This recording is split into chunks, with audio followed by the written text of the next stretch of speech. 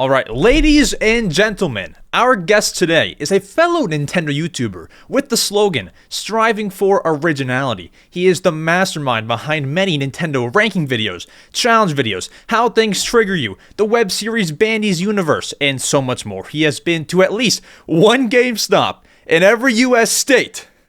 And folks, today, we might just find out how the Mario Matter Nintendo podcast triggers you. Ladies and gentlemen, Nathaniel Bandy, how's it going? Yeah, I'm doing great. Thanks for inviting me on. Welcome to the Mario Matter, the #1 Nintendo podcast. It's so good to have you on. It's so good. It's awesome. Thank you so much for coming on. I want to start here because I've been watching you for a long time, but for anybody not familiar, which I would imagine is a small amount of people, could you share with us your origin story? How did you begin YouTube? I'll ask about your Nintendo stuff later, but how did the whole YouTube journey begin? Because I've done my deep dive. It's interesting. I want to hear it from you. Yeah, so, I mean, I've been on this platform since 2007. So basically the inception, it began in 2005. So, like, I've literally been here from pretty much the beginning. I was even uploading videos back in, like, 2007. And at first, I was just doing, like, goofy little skits and parodies. I'd make, like, fake commercials and stuff. Yeah. And, I do that with, like, friends and family. A lot of those videos are privated. I still have a couple up. But, at some point, it was around, like, 2009 or, like, 2010, I ended up discovering AVGN. And I was like, oh, my God, this guy is hilarious. I love him. He's awesome. And, at that point, I decided to start drifting towards, like, video game stuff. If you watch my really, really old gaming videos, which I don't have them up here again anymore, because a lot of them were, like, super vulgar. They're not really, like, who I am anymore. But, like, I was basically just copying him at first, so that's basically, like, how things started. And then I kind of, I was inspired by a bunch of other people. Screw Attack. Huge inspiration. I loved, like, their top 10 videos from, like, 10, 15 years ago. There's a couple of, like, Let's Players I was inspired by, too. But, yeah, that's basically, like, the origins. I went back to your oldest videos. I love these commercials, by the way. They were awesome. Oh, thanks. And then it seems like, there were some Nintendo references in the videos, like, once again, that Mario Galaxy poster when I watched your... Farting Contest with My Clone was a title that stood out. Oh, yeah. To me. So that was when I discovered how to split an image, kind of. Because I was, like, learning how After Effects worked. This was, like, 2013 After Effects, so it was still extremely primitive. But, like, I was like, oh, this is so cool. I can do clones and stuff. I'm 14 years old. I'm like, what's funny? Farts. So... Yep. And so I see that you began with, like, the Smash Bros. Videos, like, kind of predicting, or not maybe began, because there was a few before that, but when you really dove into, like, Nintendo, it seemed to be Smash Bros. Predicting, and then we can see, like, some of the content that you make now, top 10 hardest Diddy Kong racing tracks, like, kind of ranking things. It's just so interesting, and you are one of the OG Nintendo creators, so it's also cool to, like, pick your brain all about that. How did the Nintendo passion form? Because I did watch your older stuff. I could see, like, a Mario Galaxy poster in there. Like, where did the Nintendo... Like, what was your first Nintendo experience? Because I kind of want to know that, like, you're a great, big Nintendo YouTuber. Like, where did it begin? Yeah, well, I mean, I've grown up playing Nintendo games pretty much my whole life. Like, when I was, like, 6, I got a Game Boy Color for Christmas, and I got Pokemon Blue... I had Super Mario Bros. Deluxe. I didn't even play, like, the NES one until, like, college. I didn't realize those were even, like, the original versions. I thought, oh, Mario Bros. Deluxe and the Mario Advance games, those are the only 2D Marios or whatever. So, I mean, I've been playing pretty much my whole life. The only time I have been playing Nintendo games was, I don't know, like, high school, parts of middle school. I got really into, like, Guitar Hero and Rock Band. Yeah. That phase, I still like those games, but, like, I don't really play them nearly as often. So, yeah, pretty much my whole life I've been playing Nintendo games. I feel like everyone's got that phase. Like, you're playing Nintendo, then you venture off into something else, then you kind of come back. Like, that was me with Fortnite, honestly. Yeah. I was so big into Nintendo, then Fortnite came around, that I went on a hiatus for about 2 years. I've had, like, Call of Duty kicks as well. Recently, I got really into Danganronpa. Like, I've played all the games, I've watched the anime. So that's pretty recent, but... I do still mostly play Nintendo stuff. Now, you've done, so many things with Nintendo. It's obviously, I would imagine, probably your favorite video game publisher. Like, your entire channel is obviously about Nintendo, for those who don't know. And you've done many things, but one thing that, stands out to me in some of my favorite videos of yours to watch are the challenge ones. Like, can I 100% every 2D Sonic game in 1 week? Things like that. Of course, you do more. You do your ranking videos, how games are trash, mind-blowing, stuff like that. But I want to dive into your challenge videos, because these actually really intrigue me. Let's start here with your can I 100% every 2D Sonic game in 1 week? Yeah. I want to ask, has there ever been one of those where you've, gotten into it and you realize it's impossible, or you do it and you're like, I can't post this? Oh, well... Yeah, I think I've failed literally every one that I've done so far, except 2D Mario, which ironically, I did not think that was going to happen, because that was, the longest that I've done so far. But yeah, pretty much all those games, it doesn't really matter if I complete it or not. It's more or less about, the experience of, what it's actually like to sit down and actually play a game for 12 to 14 hours a day. Because, that's not something that people are normally going to do. So a lot of it's okay, can I, mentally stay sane? How do I feel going through this? And there's a lot of these games where I've never properly 100% them, and I've always wanted to. Like Mario Bros. Deluxe is an example. I always wanted to play all the challenge levels, and I finally done it. It wasn't very fun, to be honest, but I've done it, which is kind of cool. So, yeah, I mean, there's definitely been a lot of times where I'm just yeah, I'm probably going to fail this, but, as long as the story in the video is good, it doesn't really matter. It's super nice, too, because I personally have, this giant backlog of games, and it's such a nice excuse to, go back and, play games that maybe you haven't played, or, yes, I mean, as the title is, 100% every game. That's perfect. One thing that I thought about, though, when I watched these videos, because I saw, you were close to getting all the Sonic games done. You're playing for so long. After those are done, after this 1 week is done of playing the Sonic games, are you just burnt out, no more video games for a week, or how, because you're doing it for a week straight? Is it just how long of a break would you say is after that? I don't really take a break from playing video games. I love them a lot. I mean, playing them like that in a marathon setting does get pretty tiring, once I'm into day 4 or day 5, but yeah, I don't know. I don't really take a break from it, because by the time we're doing that, I'm working on something else entirely. So as an example for the marathon videos, while those are being done, every single day I'll have 2 of my editors go through and make rough cuts of all the highlights of the day, all the story elements of the day. So basically right after the marathon's done, I have a rough cut for every single day all ready to go, and then I just have to watch through it and then basically make the script from there. So I'm not even playing games at that point. It's such a nice format. I love it. Yeah, thank you. Well, I should give credit to the guy that did. So someone did the same thing. He was 100%. He beat all the 3D Sonic games. I think it was Yako CMN was this the channel name, and he did that. And I thought the video was incredible. So I'm okay, I got to try something similar. So I did the 3D Mario games to start. Yeah, it just seems like such a challenge, and I mean, I'm sure it's a fan favorite for most. One thing that I heard you say while you were talking, your editors. I invited you on the podcast, you asked for my Discord, I add you. We're messaging.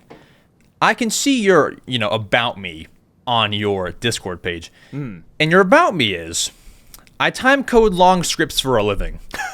Can we talk? Because I do this to an extent. Not to the extent that, you've talked about. Because I've seen a short of yours where you were talking about how you time code for your editors. And for those who don't know, time coding is what, Nathaniel and tons of creators do is they will send a video to their editors and they'll write the timestamp and what they want at that timestamp, kind of as a roadmap for their editor.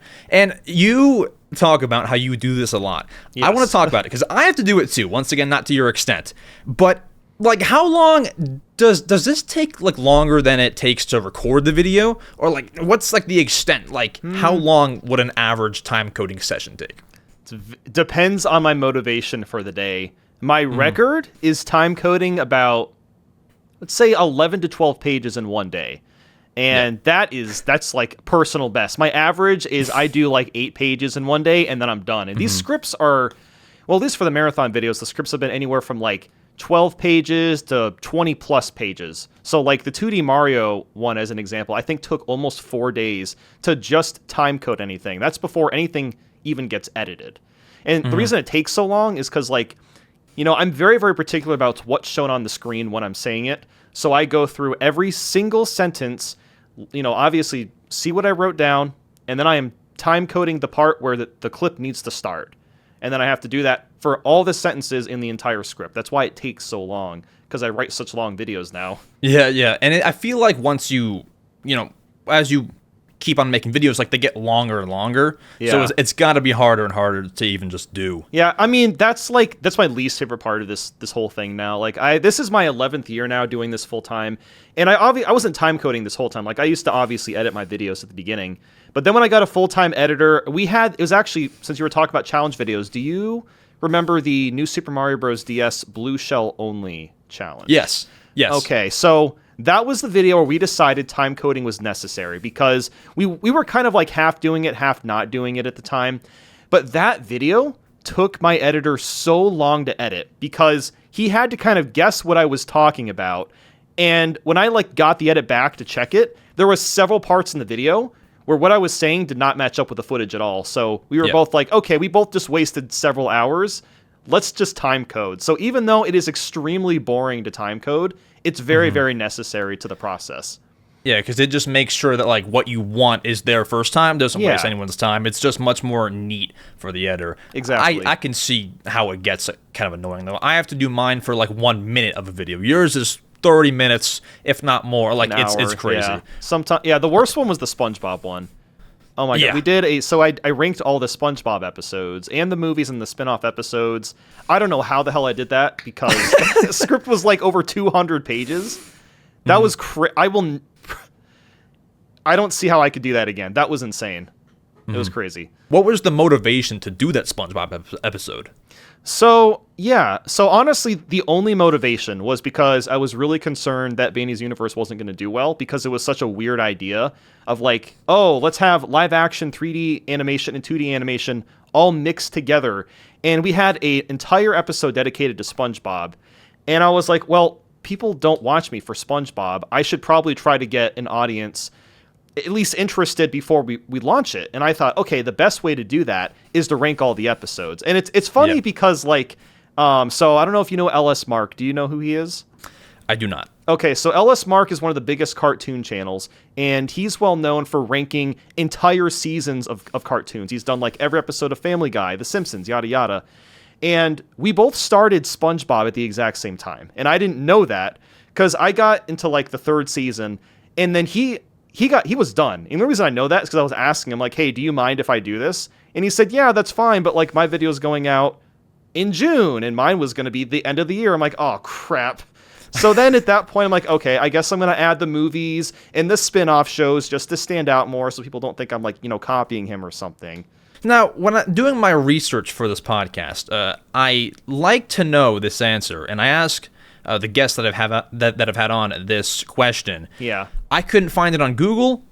I even asked ChatGPT, and ChatGPT couldn't give me an answer. Not even they knew? Wow. Not even they knew. Not even your AI knew. So, I want to know. You have all these Nintendo games. You've played all these games. What is your favorite game of all time? I couldn't find this answer anywhere. I don't know if it's public. Mario 64. I thought it might have been. Is that public? I guess. I think I have it in, like, my Twitch bio or something, or I used to. Dang. Me or ChatGPT didn't do our good research. Yeah, it's probably... Well, I mean, to be fair, like, I haven't really made a video on that game in a while, but, I mean, that's the game that really solidified that I love Nintendo, because, I mean, I played Mario 64 in, like, 2001. I mean, like, literally 20 years ago, and the fact that I'm still playing it, I still like it. It'll probably always be my favorite game ever. Yeah, once you can play a game, like, for that, you know, you can keep going back to it. Yeah. That's kind of how you know it's your favorite. What's crazy is I'm a bit of a, not to bring myself into it, I'm a bit of like a newer Nintendo gamer. I mean, I've been like a lifelong fan, I would say, but I never ever went back to play games like Mario 64. I have never played Mario 64. That is a crime. Well, yes and no. I think a lot of people that have never played it, didn't play it back then especially, and are trying to go into it now, probably won't like it that much. Because the controls are super janky. Like, I used to speedrun Mario 64, like, I did that in the mid-2010s for, like, a year or so. I never got, like, super pro at it or anything, but I got good enough to the point where, like, I've basically mastered the controls. And that takes a long time to, like, do that. Yeah. Like, yeah. It's hard for me to even, like, go back to games like that. Because, I mean, I have the Switch Online N64 controller. It's so weird to me. Like, the fact that you hold the middle and the right, like, that's weird to me. It's hard to even go back. Like, people around me are like, this retro game's awesome. It's hard to go back to those. Do you ever feel like that? Or just because, like, you grew up with it, like, you were kind of used to it, and so it's fine now? Because, like, the graphics are hard for me to even get hooked on it.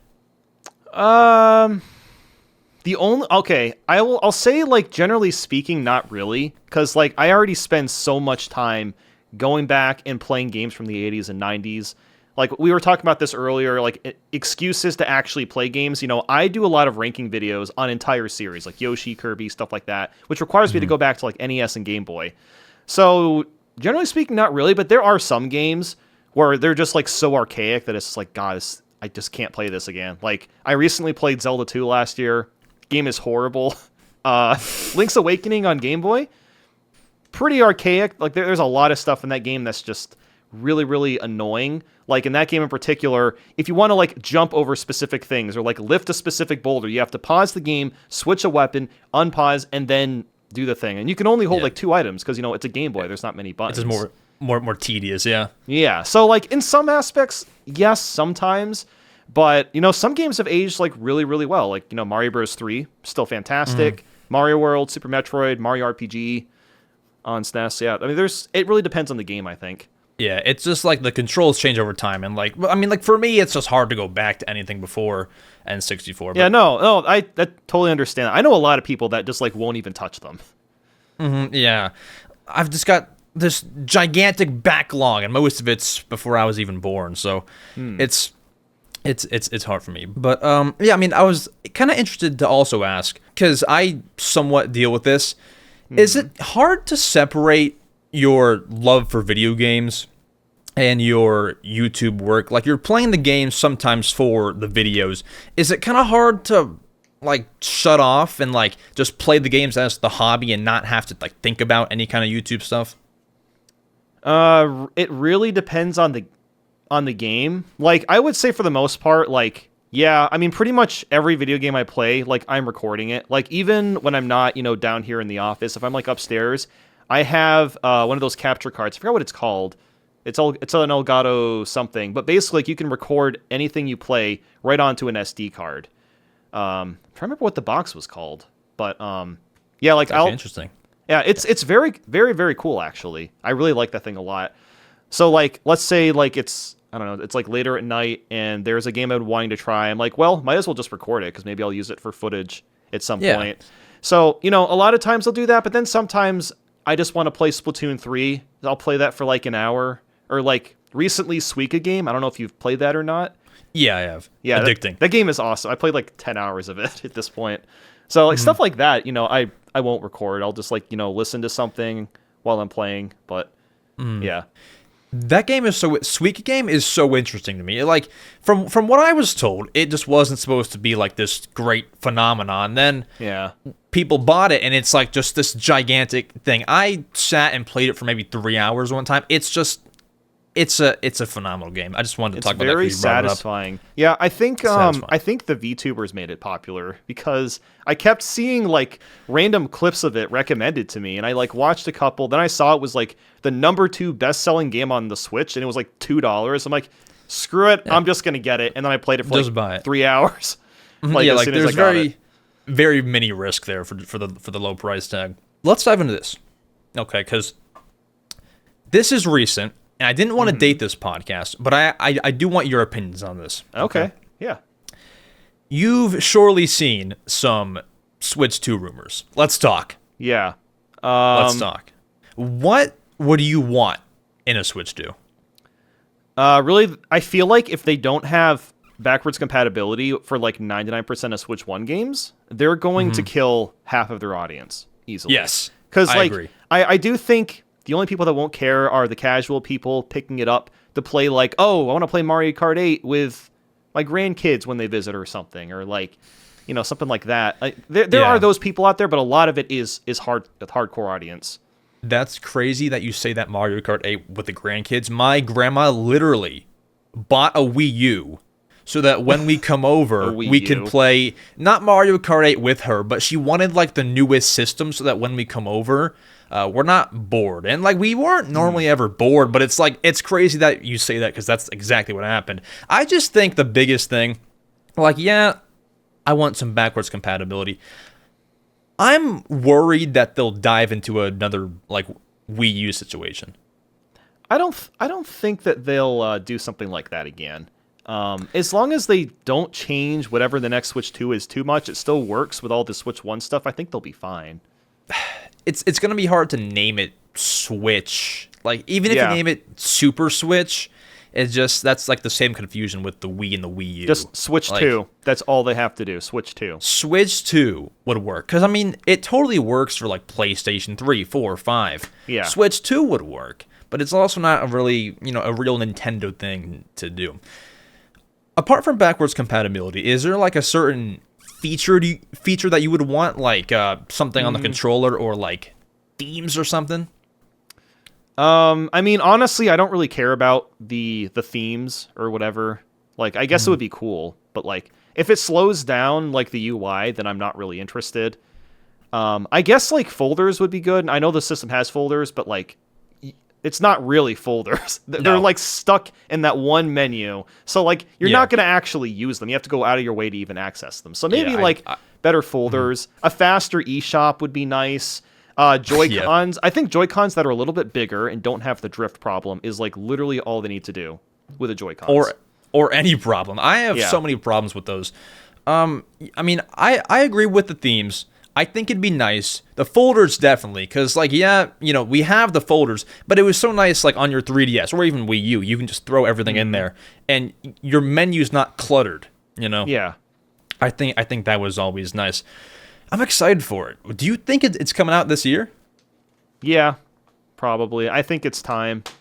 If it comes out, I mean, even my dad was like, "Man, the Switch is getting old." Because I was like, I forgot what the conversation was about, but like when I visited him recently, he brought that up. I'm like, man, if my dad thinks the Switch is getting old, it's time for a new one. Yeah, it just feels like so long ago. It's about time, but it's like Switches are still sort of selling. Yeah. So they could go like one more year, but I think it has to come out this year. I think it's actually 7 years ago to the day we got the Switch like presentation. So that's actually a pretty cool milestone. It was January 12th? I believe so. I saw it today on Twitter or Switch something, not like announcement, but like when they would show off. Yeah, the presentation. I remember that. Yeah, that was stuff like that. Yeah, I was. Oh my god, 2017. Like I guess like 2017 through 19. I was such a blur because like that was when the channel really started to take off. So yeah, I was so hooked into that. I was doing like videos like every 3 days or something. I mean, it was crazy. Were you like following like every inch of it, like all the news, all the, it's everything. Yeah, I was super invested. Yeah. Mm-hmm. Yeah, that's what I want to do with Switch 2. Because like when Switch came out, I had no idea until it came out. Wow! I didn't know it was coming because I was playing Nintendo. I was still stuck on the Wii U. Like I had no idea Switch was coming out. But I was ready to not have like the Wii U be the console because like being a Nintendo creator during the Wii U days was like had to be rough. It was awful. There was no growth. No one cared at all. And then the Switch came out, and then all of a sudden there's all these like big Nintendo YouTubers just out of nowhere. Yeah, just skyrocket. Because like once it's more popular, then you'll see more on YouTube. How was it during the Wii U era? Because like if you could kind of like go into depth on that, because I was not around for that. Like was it just like, did you see a decrease in viewership, or was it still like the highest that you had been? Because I'm not sure like where you were before that. Like kind of talk to me about that because I'm kind of curious. Yeah, the Wii U era was weird. Like, I would cover, like, Wii U games, but, like, there wasn't much. There was Mario 3D World, Mario Kart. I guess, oh yeah, there was Smash Bros. And Mario Maker. Mario Maker was kind of a big thing for like half a year or something. Yeah. That was about that was it. big, yeah. There wasn't much. Like, I was doing videos on like older Nintendo games for the most part. I did a couple. I did some stuff on the new games, but like it just wasn't that interesting. Like the viewership wasn't really any different. I still think I was like, at that time, I was still kind of learning like what I wanted to do. Because like back in like 2015, 2016, I was basically only doing top 10s. I wasn't trying anything different or anything that I did Outside try. the box. Right. Or like, I mean, I guess it's not completely true. If I did try new things, generally speaking, they didn't do super well.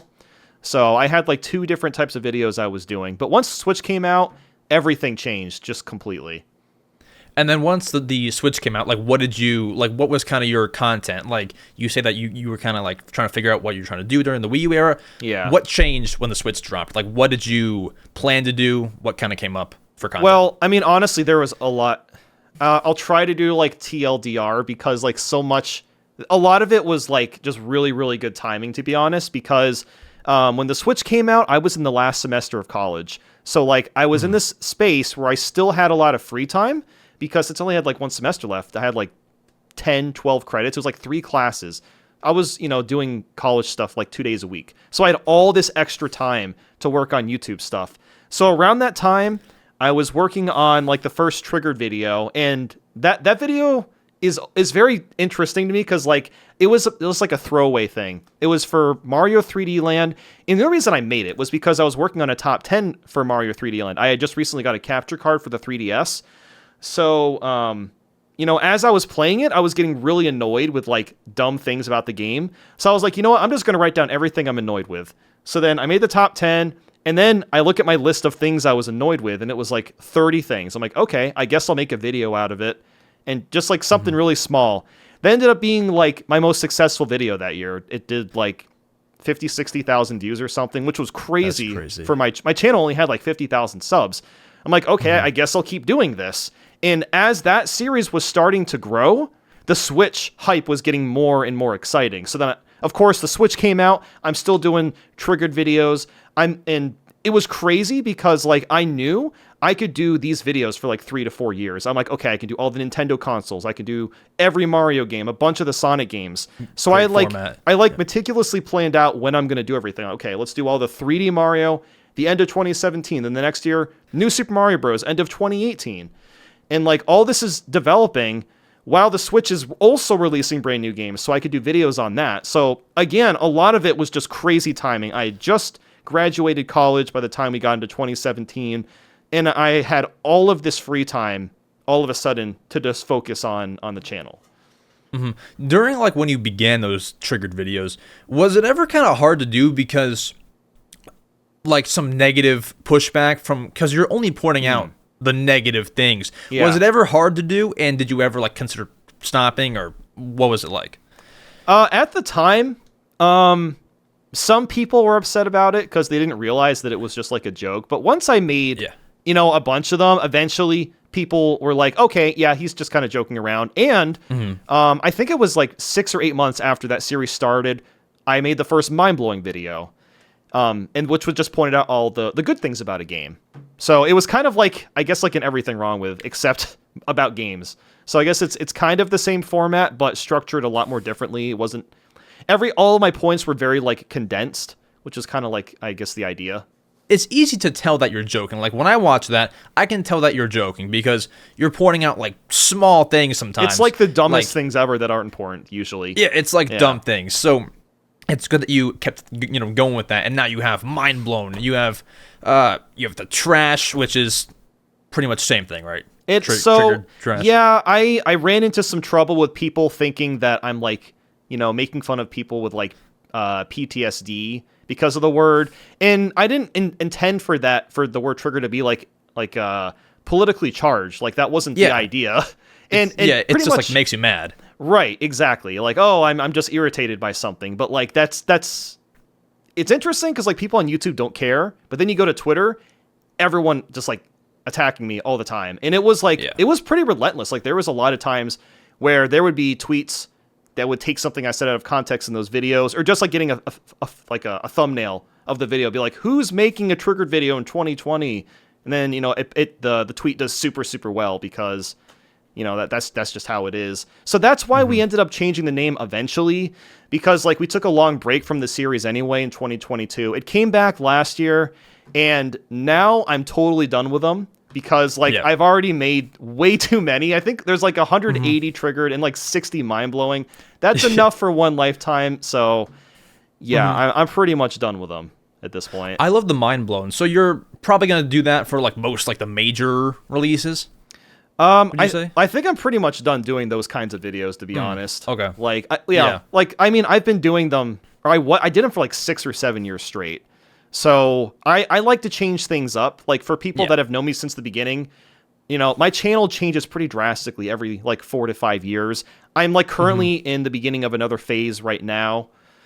So yeah, I mean, my channel will probably look totally different in the next like year or two.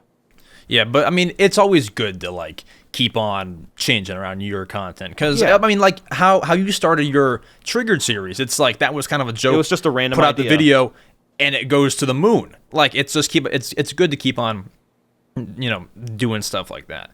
Yeah, but yeah. I mean, everything like your channel's just fascinating because like one day it's ranking every Master Hero Sakurai game, then it's going to GameStop in 50 states. And I actually want to touch on that. The GameStop in 50 states. It's well documented in the video. Is there anything, and you don't have to tell us this. Was there anything that didn't make the cut? That it's like a crazy story that just wasn't in the video. I'm sure that everything that needed to be in there was in there. But is there any like behind the scenes experience that you can tell us about? Well, there is a little bit. This is I actually talked about this on another podcast on the group channel Minus World that we do. But I'll basically share like a little bit. But basically.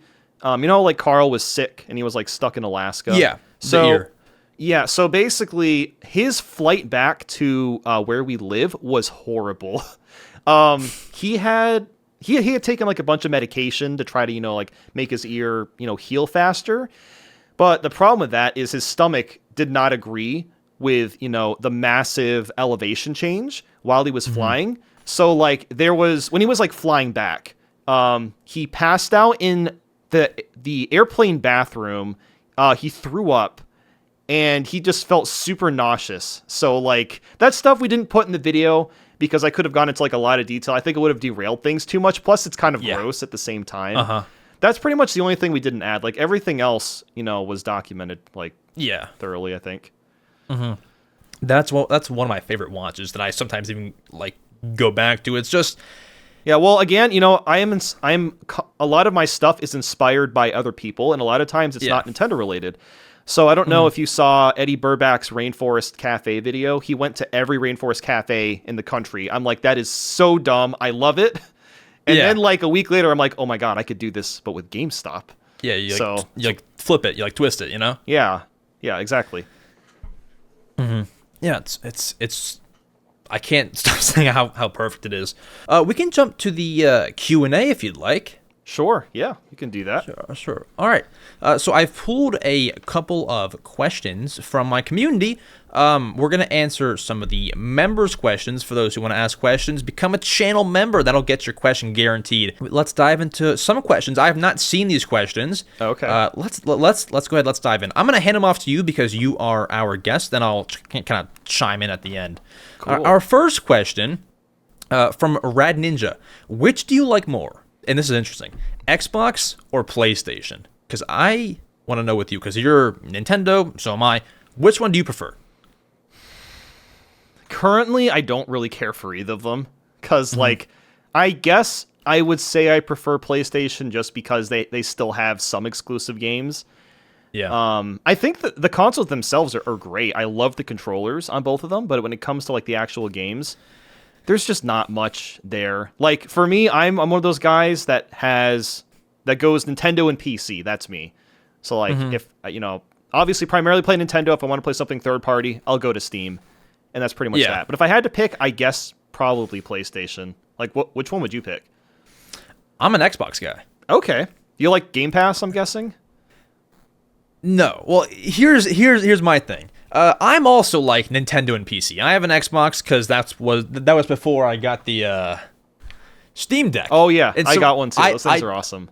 I play most of my PC stuff on there. Yeah, I mean, because as you said, most of like the third-party stuff, it's all on PC except for like Spider-Man or something. Like, you know, some small, it's not small, but like a small number of exclusives. Yeah. Most of it's just on PC, and if you have one that can run it, I mean, it's probably just the better option. Right, yeah, exactly. Xbox, PlayStation, I feel like that war will never end, but I think it's silly because like there shouldn't be a war. I mean, like There literally shouldn't the be. only difference is like a couple of games, and that's about it. couple games, different menu interfaces, Yeah. control, it runs the same stuff. I will say I also think PlayStation's UI is a little bit easier to. It's a bit more concise, I think, than the Xbox I agree. One. I agree. So that's like another reason I do, especially PS5. Like they really made it a lot better than PS4 because they had like stuff all over the place on PS4, and then like for 5, they finally have they separated games and media tab. I'm like, yes, this is perfect. Yeah, whereas like the Xbox One just feels rather It's just squares all over the place. It's squares, So it's confusing. dead, it's not hard to navigate, but like it's not also easy. I mean, picking your game on the menu is pretty easy, but like if Yeah. you want to get to the store, it's kind of jump through a few hoops. It's just a bit worse. I think that the PlayStation interface is a lot better. I do like Jack or something. Yeah, I was just gonna say I do like Xbox controllers way more though. So I Yeah. use them all the time. Do you mainly prefer the like? Obviously, you just said that you use Xbox. Do you hate or do you like the stick placement, like the up, like top and bottom, or do you like the both bottom? Obviously, you use Xbox controllers, but like, do you mind either? I'm not really picky. I would probably say the way that Xbox does it, and I guess the Switch Pro, is a little bit nicer because like I have a Switch Pro right here. Because like if you have Yeah. both of the joysticks on the bottom and you have like a D-pad on the top, it's a little bit harder to reach just because the joystick pops out more. So you kind of have to Yeah. like curve your thumb a little bit more. But like it's not that big of a deal. It's not much of a difference. And is the Switch Pro controller like your main, like your go-to when you're playing Switch Pro controller, right? Yeah, definitely Pro Yeah. controller. Yep. I was just asking because I'm into like third-party stuff. I don't even. This is like I an have 8-bit some. Do controller. I will say if I'm playing Tetris on the Switch, I use Joy-Cons because this D-pad sucks. It's horrible. like if I'm like pushing left and right, sometimes the up button will just get triggered. I'm like, why? Like why? I didn't Yeah. push up. It happens all Could the be- time. Could be better for sure. Yeah. Yeah. Our next question comes from Jack. What do you think about Pink Gold Peach in Mario Kart 8? Yeah, so that was like another thing. It was like an inside joke on the channel for quite a long time. Dude, that joke has gotten... I'm going to bring up my dad again. Every time I see him, we're playing Mario Kart, he's like, oh, I'm going to play as Pink Gold Peach. I'm like, okay, cool. So funny. Yeah, I mean, I don't really... Oh, here's the thing. It was more of a problem back in the day, because, like, the original Mario Kart 8 roster was pretty bad. Like, so much of it was filled with, like, Koopalings, Baby Rosalina, instead of, I like, hate characters that. people actually wanted. And then, like, Pink Gold Peach was just, like, icing on the cake. And, Yeah. at the time, I made, like, these rant videos where I was getting, like, legitimately mad about it. And then it just turned into, like, a joke. Because people were like, why are you getting so mad about this? So then it, like, became a bit... And now I don't really care because there's so many characters in the game. She's still a stupid character, but like yeah. I don't really care anymore at this point.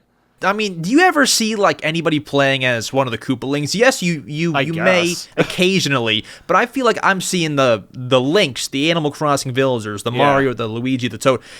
I would rather have all of them out of there, like all the Koopalings, some of the medals, and just bring in other characters from other franchises. Like would you Yeah. be open to a Nintendo Kart kind of thing? Yeah, I think that's what Nintendo's probably going to do.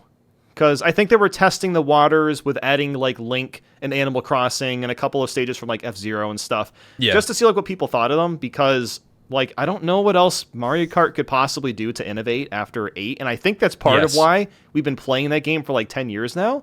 Is obviously because it's selling well, but also because it's like, well, what do you even do? What do you do to it? Yeah. Like it's the same problem that Smash Bros is going to run into. Like, what is the next Smash Bros going to do?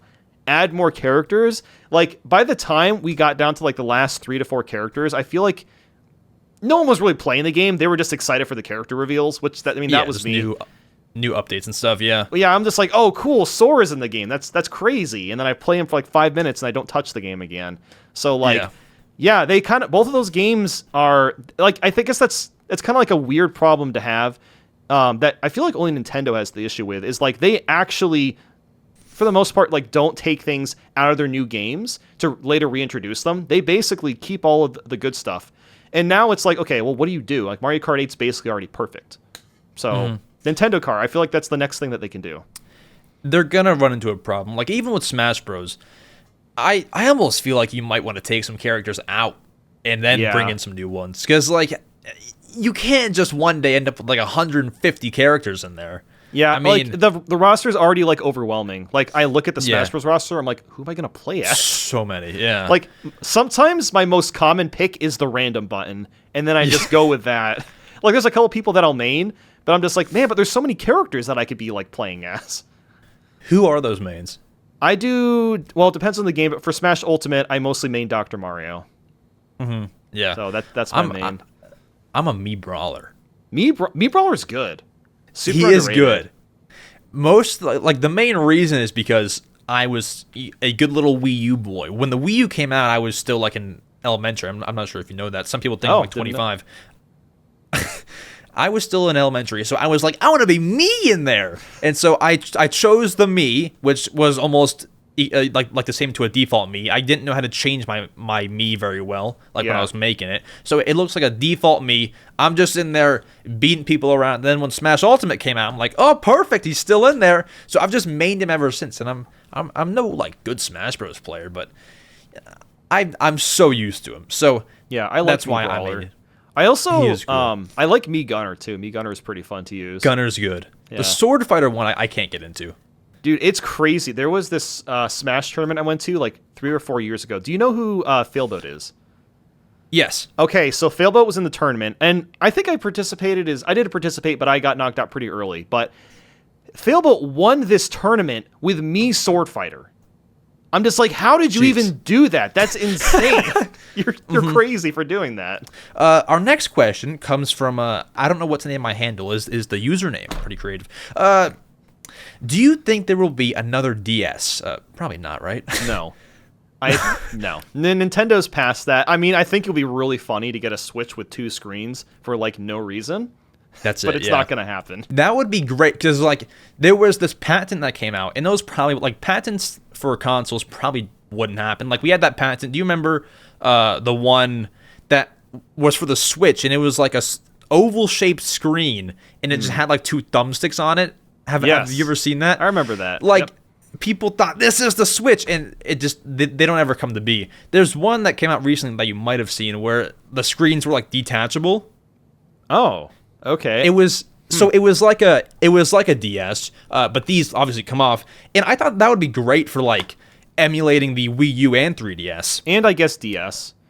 Yeah, DS, all that. Yeah. I mean, would it really? Okay, here's the thing. I guess that could work, but I feel like that shouldn't be a part of like the main console. Like maybe make a second screen attachment is like an accessory. Because I feel like that's a super, at this point, kind of a niche market to like, oh, yes, if you want to emulate DS and 3DS and Wii U games, buy this extra like there's screen. not many people. Yeah, I mean, I would definitely do it, but I don't see that like happening. If it does, then hey, that's pretty cool. I would too, but like if they sell it with the Switch, it'll be rather expensive. If they sell it as an accessory, you might as well just buy a Wii U or a 3DS, because it'll probably be around the same price, if not cheaper. Yeah. So, I mean, it sounds like a cool idea, but I don't see it happening. I mean, maybe if Nintendo really wants to make the ultimate Nintendo console, then I guess that they could pursue that to eventually have like every Nintendo console in the Nintendo account or on Switch Online or whatever. But like they haven't even added GameCube games, so like no. I don't know. I don't think they're gonna do that. It would be cool though. I think that like they'll keep on adding. Like I'm sure for the next Switch we'll have like, I would like to think that we'll get GameCube games. Whether it's you pay on the eShop like how you used to, like Virtual Console. Whether it's like that or whether it's on the Switch Online or whatever. I would like to think that they keep on going with that. But for me, it becomes a problem once you reach the 3DS and Wii U emulation. Because our next is GameCube, then it's gonna be Wii, then Wii U, and it becomes a problem. So maybe they'll figure it out. But yeah, I mean, I just don't see them doing it. Like look at the past year. They've remade or they've ported Pikmin 1 and 2. They've remade Metroid Prime. They've remade Mario Sunshine. I think there's like a couple other ones that I'm not thinking of. And like they could have put all those games on Switch Online, but instead they're reselling them at a higher price. So I think Nintendo thinks that GameCube games have way more value than everything underneath it, which is probably why it's not on Switch Online. Mm-hmm. So I don't know. If it happens, that'd be awesome. I don't know. I don't think it's gonna happen. I almost feel like it's just totally free money to throw them on the eShop. Like, just throw GameCube games on there, because like they're so expensive nowadays. You can't buy a first-party GameCube game for less than like $50. Yeah, maybe a little it costs less. a lot. Like, it would be great to just be able to like buy the Mario parties and then like play those online. I'd even be fine with them being on Switch Online, even if it was a small selection. I just think that Nintendo thinks the games are too valuable. Yeah. Which is hopefully dumb, but like, I don't know. I think that's their perspective. Hopefully in the future we can get some stuff like that. Cam asks, what is your guilty pleasure video game? A game that everyone hates but you love? I have a couple. I like Sonic 3D Blast.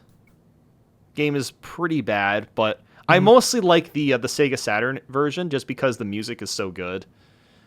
Yeah. So I guess that's one off the top of my head. There's probably a few other ones. I have like this weird thing that I've developed over the past couple years where I kind of like playing games that are like really bad just to like experience them, because I've like never played them. Like I was talking about Zelda 2 earlier. You know, I'm going to be eventually ranking all the Zelda games. So I'm going through every single Zelda game, and like Zelda 1 and 2, the Game Boy one that I Link's Awakening, those have aged so horribly.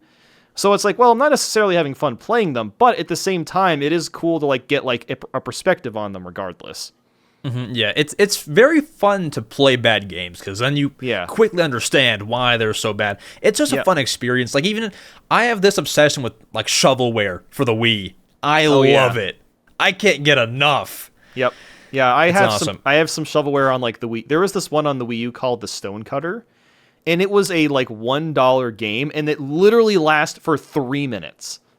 That's how long the game is, and it's horrible. Was it like a story, or like what was it? It was a visual novel, and the only things you'd ever do in the game is like you would read some text. There's like 2 places you hit yes or no, and then the game ends, and that's it. It was horrible. It's such a bad game. I can't even like understand. Okay, wow. Yeah, look up the Stone Cutter on Wii U. You might, one person made a video on it or something. I'm going to do it after this, because I can't even imagine that. That's a scam. And it's pretty bad. Did you buy it, like, knowing it was bad? I didn't know it was bad. The only reason I played it was because, like, I used to have a Let's Play channel, which has been converted to Nathaniel Bandy at this point. But, like, a friend and I, we would just recorded some LPs, and we're like, what else can we play? We have some time. We were looking around, we're like, what the heck is the Stone Cutter? And it was like, I think it was on sale for like $1 instead of $2. So I'm like, you know what? Screw it. Let's just get it, and we're going to record and see what happens. And it ended up just being absolutely atrocious. This is terrible. Yeah. Yeah, that's a bad one. I'll answer this question, because I feel like I might have a pretty unique answer. My favorite console is the Wii U. And I talked about how my grandma used to have the Mario Wii Kart U. 8. Yeah. Well, Wii U, Mario Kart 8, all that kind of stuff. She had a certain game, which we played a lot, and I'm so upset because I can't play it anymore because I don't have people to play it with. It'll make sense. Wii Party U. Have you played this? I have not played those. I was actually originally going to do videos on all the Wii series games, but I never got to the Wii Party ones. Wii Party U is, I mean, the way that it used the gamepad, like there's this one game where, and it's so stupid, but it's so fun. You need 3 to 4 players. One person has the gamepad, and they can see all around them. Okay. So the other 3 players who do not have the gamepad run around this playground, and you go up to like so many people in these dog mascot heads. Yeah. And the person with the gamepad has to describe what's around them, and you have to go and find that person based off like what's around them. So, if the person with the gamepad said, "There's a slide near me," 3 players go find the slide, and maybe you'll find the person with the gamepad. That was just like so fun for me. And I was younger, like that kind of sucks now. Like I'm not sure I would get much fun out of that. But things like that, things like Nintendo Land, that's not, a game that everyone hates, but I love. But like just the way that they use the gamepad is one that I miss. Mario Chase, I can't get enough of. Yeah, that game's great. The Luigi's Mansion one was also super fun. I loved that game. That one was like scary though. Like yeah. When I was Luigi, I was just so scared. Or sorry, not the me as Luigi. Yeah. I was so scared of just getting grabbed. Like that was scary. But it's the memories that you have with those. Do you like Game & Wario? That's one that I never played, and it sucks because it's rare now. You might, yeah, it's very expensive, but if you ever get it, you honestly might like it because it's very similar to Nintendo Land and Wii Party U, where it uses the gamepad in like the most ridiculous ways. Like I just played it last year because I was ranking all the Wario games, so I'm like, okay, I'm finally going to try this game out, and I see why people didn't really like it because there's only like 2 good games on it. The rest of them are just like not very good, but the gamepad is used in like really interesting and creative ways. That's one that I need to play because I had like seen that in stores. I'm like, I don't know. I'm gonna buy the freaking shovelware for the Wii U. That's I'm gonna buy Angry Birds Trilogy for the Wii U. I never really got into Game & Wario. I'm into it now, so I should check it out. But yeah, now it's expensive. I want to collect Wii U games, but they're all skyrocketed in price. I bought a few before the eShop closed, before they skyrocketed. Have you always had like a big collection of Wii U games? No, I think I have like 30 Wii U games. I actually pretty much got all the good games, like all the ones that are decent. I have them. Yeah. Yeah, like most like first party stuff, like most. Yeah, I mean it's pretty much the only ones I don't have is like Pikmin 3, which what's the point? It's on the Switch. So I don't have that one, and then there might be a couple of ones. I even have like Zombie U. Like I have basically all of the interesting / good Wii U games, and that's about it. I don't really have a desire to go for like a full set or anything. But I know a couple people have, which is super cool. Because like I had over 164 games. And at first I was just kind of getting them for fun. It was like me and a friend. We were like sharing the collection. And, it was like 120, 130. He was starting to like lose the passion / didn't have the space for him. So he just gave me what he had, which was like 10, 15 games or something. And I'm just like, all right, I guess I'm going to go for the full set. And it took like 10 years, but I got them all as of like a year or two ago. Yeah, that is crazy, man. I could never even like imagine having a full collection. It's got to be awesome, though. Yeah, well, it's also just sitting on the shelf, so I don't really play them. But it is, I have to say, I'm really glad I did it because, like, if I literally waited any longer, those games would be way too expensive. Like, the most expensive N64 game is called Clay Fighters Sculptor's Cut. It was a Blockbuster exclusive. There's only like a few thousand in the world. I got one, and it was like, I think I bargained like $280. Now it's worth $1,000. That game's fun. I think it's kind of neat because it's like it's so exclusive. I don't know, but like almost like because of that, I found that game fun. Question: do you have any like sealed or graded games? Only a couple. I have the last Wii game, which is Shakedown Hawaii. It came out in like 2020. I might have like one or two other ones. I don't really do sealed or graded games. I mean, I think it's kind of cool to like own stuff and then like I can watch the value go up. It's neat, but like I don't really have an interest in like, flipping the games or whatever. Yeah, neither. I only have Animal Crossing New Leaf sealed. Just cool. I have no clue why. Like that's not going to go up. It's just my favorite game of all time. It's just a nice little shelf piece or something. Yeah. And it's not. It's like the Nintendo Selects version. So okay, yeah.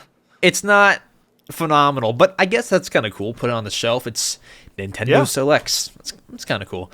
Noah Drake asks, "What is your favorite Mario character?" Favorite Mario character? Yep. That's really hard because most of the characters have no personality. Yes. I guess I could go off like design. I mean, obviously Luigi, fantastic. Can't go wrong with Luigi. I I don't know. I'm like really racking my brain trying to think of something really obscure. There's a lot of characters from like the Mario and Luigi games, like the enemies and bosses that I like. I can't think of any in particular, but there's like some in my head that are really, really cool. Yep. Yeah. I don't know. I don't really have much of an answer for that, to be honest. Do you have any like top 3 or like anyone like you said, Luigi? Do you have anyone else? I do like so for some reason I like using Dry Bones in like Mario Kart. So Dry Bones is a good one. I do kind of like Waluigi as well. He's good. I use him for like Mario Party and Mario Kart as well. I like Koopa Troopas.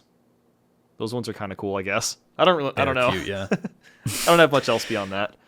Yeah. I have a favorite, and it's kind of a weird one. I mean, because as you said, like, you don't see much, personality out of him.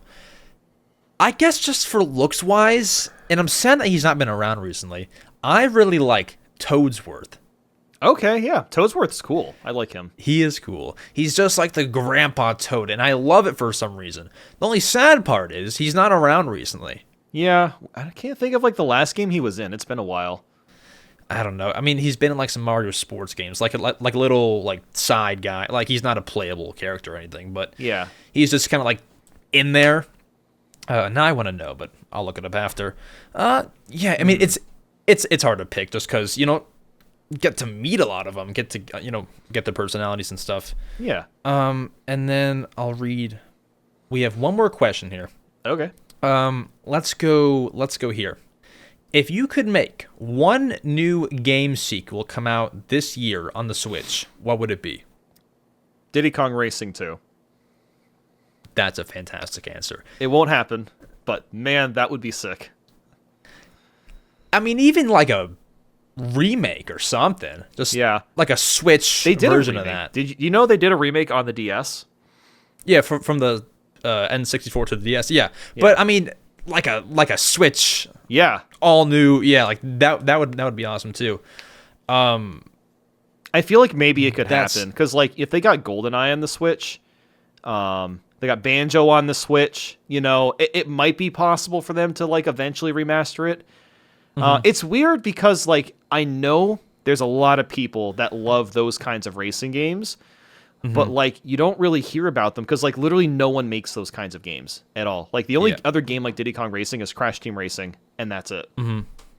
Yeah, I almost feel like, well, if it's just added to like the Swiss Online stuff, that'd be fine. But I almost feel like it's hard for Nintendo to make another racing game when you have Mario Kart on the same console. Yeah. Not that. Yeah, I mean, I would love some Diddy Kong Racing too. That'd be awesome. But it's like the same argument with like F-Zero, right? Like why Nintendo doesn't make new F-Zero? Like they have Mario Kart, so why would they? Yeah. I think they just need to turn Mario Kart into Nintendo Kart. Yeah, they really should. Put everyone in there. And it will appeal more. It just, I mean, they can't change the name. It's got to always be Mario Kart because that's what everyone knows it as. Just call it Mario Kart X or something, and then just have like on the box art Mario, Kirby, Link, all the main Mario character or Nintendo characters we're familiar with. It'll sell like crazy. That sells, yeah. I was just about to say that. That's really. They don't even have to do an adventure mode. Literally, just the same thing as Mario Kart 8, but make it look better and add Nintendo stuff. Just Nintendo everything instead of just Mario everything. It'll only ever help it because like no one plays Mario Kart. Like if they did hypothetically take out the Koopalings and stuff like that, no one plays Mario Kart for those Koopalings. They're gonna play like every Nintendo fan can unite in the one game. That would be awesome. That's what they have to do. That'd be sweet. I'll answer this one. Yep. A sequel on the Switch, I would probably say. I guess Animal Crossing games aren't sequels. They kind of are. And it wouldn't. I guess. I mean, yeah. I picture it as more of like a continuation. I don't know. So I would have said like Animal Crossing, whatever the next game's called, New Horizons 2. But like the Switch is already kind of limited in power, so it's not like that'd be much different. Yeah. So I guess I'll say I'm at a loss. I'm looking at my games. Let's get. Oh, that would actually be really cool. Captain Toad Captain Treasure Toad. Tracker 2. You know that game has DLC? Yes, Did you play it? I did not. I feel like I'm the only one that played the DLC. They're actually pretty good levels. Like I Was streamed it? it like I don't know 4 or 5 years ago. Was it? I mean, I guess I shouldn't ask for a sequel if I haven't played the DLC. Was it like well advertised? Because I never heard of it. It was no. I think they did like a tweet and one video, and that was it. And then they never talked about it again. Like I literally don't know anyone that has played the DLC for that game in particular. I mean, it's only like $5, right? Yeah, I think it was like $7. $7. It was a little still fair. overpriced. I mean, it wasn't that much, but like I think it was like 15 or 20 stages or something. Like it took me an hour to get through. Oh, them. okay. It was something like that. Yeah, that's like another chapter or so. Yeah, pretty much. Yeah. So Captain Toad Treasure Tracker 2. That's one that I really want to come back. That'd be cool. Or like a new Donkey Kong, like a 3D Donkey Kong. I want to see DK64 2, or just like a new 3D DK. Like that game has, I feel like, a lot of potential. Just in general, because everyone loves the Kongs. The Kongs are great. They already have their unique attributes. So making like a DK64 that isn't like a massive collectathon slog like the first 3D game would be, I think, awesome. Be great. I think another 3D Donkey Kong is just like the next step, because we've had one before, but like we've had 2D recently. We've had Donkey Kong, Tropical Freeze, Country Returns.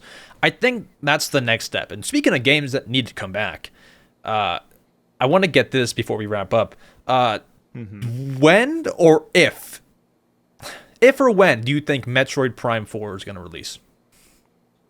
Probably next year, I would guess. I think it's going to be one of those things where, like, it's like a Breath of the Wild or Twilight Princess scenario where it's got 2 different versions. There's the Switch 1 and then the Switch 2 version, which, again, we don't know how different the consoles are going to be, but I imagine that's what they're going to do, because it's like, they announced Prime 4 when the Switch was announced. So, like, I feel like they were obligated to release it on the Switch 1.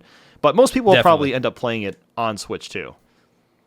They definitely have to put it on Switch 1 because they announced it for it. You can't, like, if you were gonna not put it on Switch 1, you got to tell people now. Because, like, what if, little Jimmy bought a Switch for Metroid Prime 4? Like, and he hasn't gotten it yet. You promised that. You gotta, roll it out. I think it's also nice to have that kind of dual release, though, because it almost pushes the next console. Because if you have a Switch, you're like, oh, it also came out on Switch too. I kind of want one. Like, it just helps further with the push, kind of like the Breath of the Wild Wii U Switch, same time. I think the Wii U version of that game sold like 3 million units or something, which is like really good for the Wii U. Definitely good, yeah. Out of 12 million players, 3 million is 25% of the fan base. Yeah. And then God knows how many people got on the Switch too. So like Wii U players, so the 3 million plus whoever else had a Wii U, and like do you have the Wii U Breath of the Wild? Yes, I actually I got it last year. I have pretty much all of the, like I said, for Wii U, all of the good ones. So I have Breath of the Wild. Yeah. So I've been playing Twilight Princess HD. It's pretty good. That's crazy. I have plans on playing it. Like, that was the only Wii U game that I didn't collect that I really wanted to. So I got it last year for like $70, which is not terrible. Yeah, I think I paid around that much too. Because I ended up, I finished like the rest of the Wii U games. I just got the rest of them. So yeah, it was like 60, 70. Yeah, I have to play that one too. Is that like your first time playing through Twilight Princess, or like? Yeah, it is. Yeah, I mean, so for Zelda, like, I don't have a lot of history with it. Like, I've played Ocarina of Time, Majora's Mask a few years ago. And then I played Breath of the Wild last year. But, like, beyond that, I've played, like, no Zelda games. So, pretty much all the ones I'll be playing over the next, like, year or so is going to be brand new to me. Yeah. Perfect. Well, I think that can bring us to a close on the podcast. Thank you so much for coming on. I totally appreciate it. Thank you. Yeah, thanks for inviting me. Pleasure chatting with you. Before we end, 2 things. 1, are there any upcoming projects that you can share with us or hint at with us? Honestly, a lot of the stuff I'm doing this year, I'm keeping a secret. But I will say, I understand. At the end of this year, we are releasing something that's kind of akin to the GameStop video, but it's actually a lot crazier. Okay, that's all. awesome. That's all I will share. So wait for Awesome. December. We're gonna have something, probably like one of the wildest traveling videos I'll ever do on the channel. So I'm hyped. yeah, I'll tell you about it when we're off if you're curious. Okay, awesome. And then where can they find you on Yeah. social medias? You can go to Nathaniel Bandy on YouTube, or Nathaniel Nandy also on YouTube, either or. Awesome. Well, thank you so much for coming on. I appreciate it. Thank you all for watching. Go check out Nathaniel's content, and we'll see you all in episode number 72, hopefully with another guest. Awesome. See you all then. Adios. All right, see you guys.